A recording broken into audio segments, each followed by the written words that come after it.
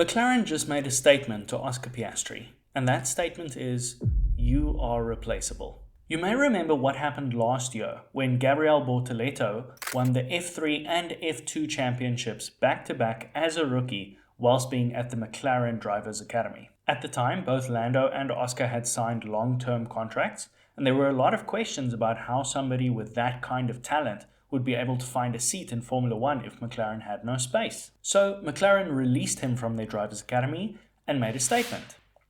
"We have a strong driver lineup in Lando and Oscar, and therefore we have always been clear that we would not stand in the way of an opportunity for Gabriel to progress whilst we are not in the position to offer him a seat with McLaren." And of course that speaks volumes. They were feeling extremely confident at the time about their driver lineup. But what they just did showed that everything has changed. Italian-born Leonardo Fornaroli has just won the Formula 2 championship as a rookie after winning the Formula 3 championship last year, also as a rookie. He joins an exclusive club of only 3 drivers who have managed that, and you might recognize some of these guys. We have Leonardo Fornaroli, Gabriel Bortoleto, and, oh that's right, Oscar Piastri.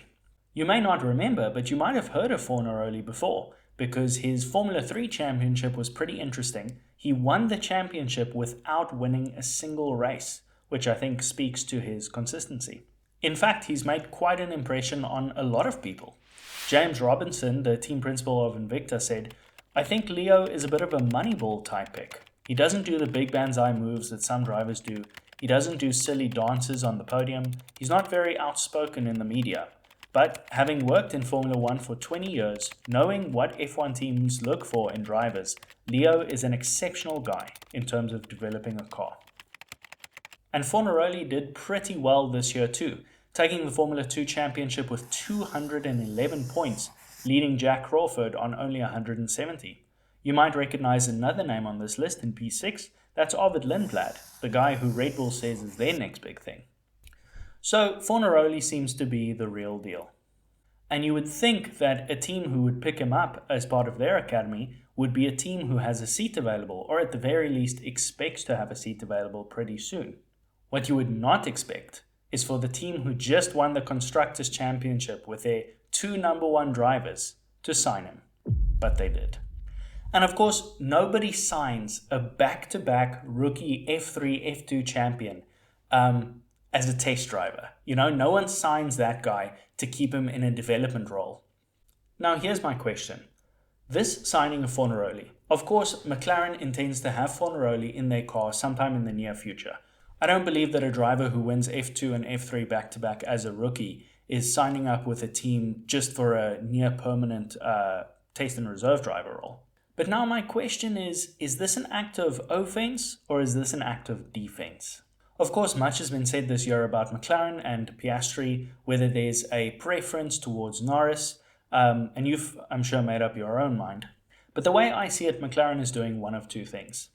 Either they are telling Oscar very clearly that he needs to play ball, because should he not play ball, there is a very talented young guy who can take that seat soon. Or on the other hand, McLaren might be concerned that it's Oscar who would be keen to walk. We all heard and saw the way that Oscar felt after Qatar. I read somewhere that Martin Brundle described him as broken, trying to talk to him after the race.